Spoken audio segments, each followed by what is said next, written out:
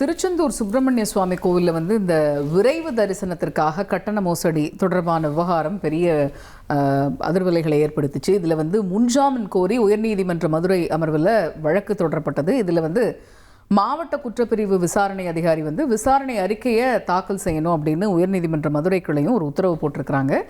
இந்த வழக்குடைய முழு பின்னணி என்ன அப்படிங்கிறத கேட்டுடலாம். செய்தியாளர் மாரிச்சாமி நிகரார். ஓவர்டி மாரிச்சாமி, இந்த உயர்நீதிமன்ற மதுரை அமர்வு பிறப்பித்திருக்கக்கூடிய உத்தரவு பற்றிய முக்கிய அம்சங்கள் என்ன சொல்லுங்க. திருச்செந்தூர் சுப்பிரமணிய சுவாமி கோவில்ல விரைவு தரிசன கட்டண மோசடி தொடர்பான விவகாரத்துல முன்ஜாமீன் கோரிய வழக்கு இன்று விசாரணைக்கு வந்துச்சு. இதுல மாவட்ட குற்றப்பிரிவு விசாரணை அதிகாரி விசாரணை அறிக்கை சார்ஜ் ஷீட்டை உடனடியா தாக்கல் செய்யணும் அப்படின்னு சொல்லி உயர்நீதிமன்ற மதுரை அமர்வு உத்தரவு பிறப்பிச்சிருக்கு. இது என்னன்னு பார்த்தோம்னா, இந்த கேஸோட பின்னணி, இந்த வழக்கோட பின்னணி பார்த்தோம்னா, திருச்செந்தூர் முருகன் கோவில்ல கந்தசஷ்டி மட்டுமில்லாது ஏராளமான பக்தர்கள் தினந்தோறும் சாமி தரிசனத்துக்கு வர்றாங்க. இதுல கட்டண தரிசனம், திருவிழா மற்றும் சில முக்கிய தினங்கள்ல லட்சக்கணக்கான பக்தர்கள் வர்றாங்க. இதுல பொது தரிசனம், கட்டண தரிசனம், 100 ரூபாய் கட்டண தரிசனம் அப்படின்னு பக்தர்கள் வரிசையில் நின்று சாமி தரிசனம் செய்யறாங்க.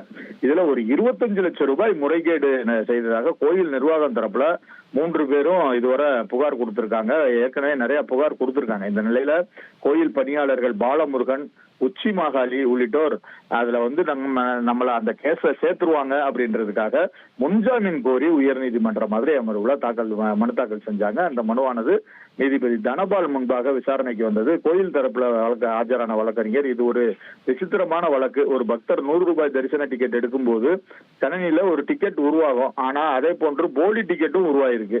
அந்த டிக்கெட்டை புதிதாக வரும் நபர்களிடம் விற்பனை செஞ்சு இந்த முறைகேடு செஞ்சிருக்காங்க. இது போலி டிக்கெட் தொடர்பான ஆவணங்களை மாவட்ட குற்றப்பிரிவு விசாரணை அதிகாரியிடம் கொடுத்திருக்கோம். விசாரணை நடைபெற்றுக்கிட்டு இருக்கு அப்படின்னு சொன்னாங்க. அதுக்கு போலி டிக்கெட் விற்பனை செய்த பணத்தை பணியாளர்கள் எவ்வாறு பிரித்து கொண்டார்கள், எடுத்துக்கொண்டார்கள், சோதனை செய்யக்கூடிய முறை இல்லையா என நீதிபதி கேள்வி எழுப்பினாங்க. அதுல அரசு தரப்புல இவர்கள் பணத்தை எடுத்து செல்லும் 2 சம்பவங்கள் மட்டும் சிசிடிவில பதிவாயிருக்கு. கோயிலில் திருட்டுத்தனம் செய்வதற்கு எப்படிதான் இவர்களுக்கு மனது வந்ததோ அப்படின்னு இதுக்கு உரிய நடவடிக்கை எடுக்கணும்னு அரசு வழக்கறிஞர் வாதிட்டாரு. அப்போது மனுதாரர் தரப்புல இது போன்று கட்டண டிக்கெட் விற்கும் 3 மையங்கள் உள்ளது, எங்களை மட்டுமே குற்றம் சொல்கிறீர்கள், காவல்துறை விசாரணைக்கு நாங்கள் முழு ஒத்துழைப்பு வழங்குகிறோம், எனவே எங்களுக்கு முன்ஜாமீன் தர வேண்டும் அப்படின்னு சொல்லியிருந்தாங்க.